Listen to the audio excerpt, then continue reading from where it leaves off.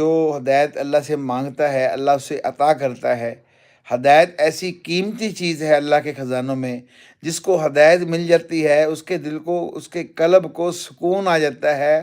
ہر حال میں اسے یقین، اس کا کیفیت اس کی عجیب ہی ہوتی ہے، اس کی کیفیت اس بندے کی جس کو اللہ ہدایت عطا فرماتا ہے۔ اس کی زندگی کے اندر سکون ہوتا ہے، اطمینان ہوتا ہے، پریشانی نہیں ہوتی۔ اللہ تخافوا ولا تحزنون، اللہ کا وعدہ ہے کہ اس کو نہ میں دنیا میں خوف دوں گا نہ میں آخرت میں کوئی خوف دوں گا۔ نحن اولیاؤکم فی الحیات الدنیا والآخرہ، ہم اس کے دنیا میں بھی دوست ہیں اور آخرت میں بھی دوست ہیں۔ اللہ ہمارا ہم سے کیا چاہتا ہے، یہ تو قرآن پاک کو ہم پڑھیں گے تمہاری سمجھ میں آئے گا کہ بھئی اللہ ہم سے کیا چاہتا ہے۔